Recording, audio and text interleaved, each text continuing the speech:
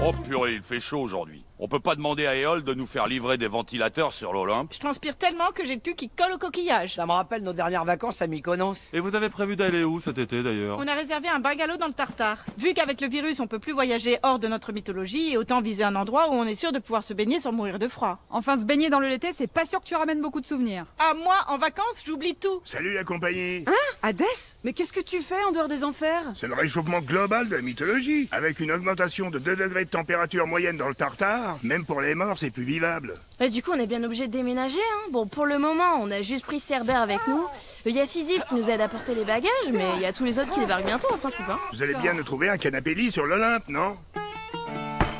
Des réfugiés climatiques. On a des réfugiés climatiques dans notre mythologie maintenant. On aura tout vu, vraiment. Enfin, en même temps, pardon, c'est pas comme si on nous avait pas alertés depuis des années. Vous avez lu le dernier rapport du GREC? Ils annoncent une hausse des températures dans tout le bassin méditerranéen et des phénomènes extrêmes dans l'ensemble des mythologies.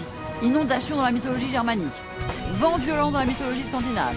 Et chez nous, si on réagit pas maintenant, ça va finir par ressembler à la mythologie éthiopienne. Non, mais sérieux, vous y croyez à ce bazar, vous? Déméter, t'arrives bien à gérer les récoltes et les saisons, non? Bah écoute, jusqu'ici j'avais tendance à pipoter un peu sur les sécheresses pour obtenir des subventions de l'Union Européenne. Mais j'avoue que depuis quelques années, les rendements se sont bien écroulés quand même. Et puis la biodiversité, ça va pas du tout. Cette année, j'ai l'impression d'avoir chassé seulement des rats et des pigeons.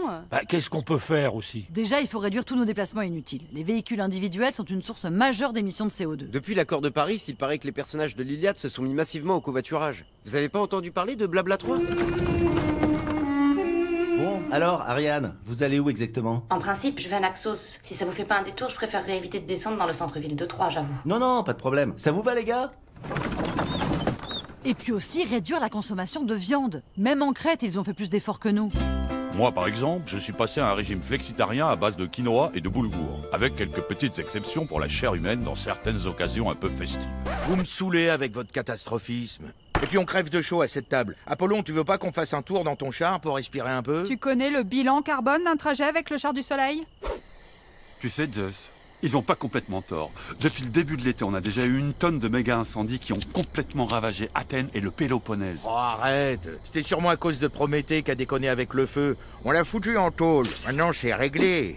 Ouais. Allez, c'est bon. C'est pas parce qu'on est des dieux qu'on est responsable de tout non plus.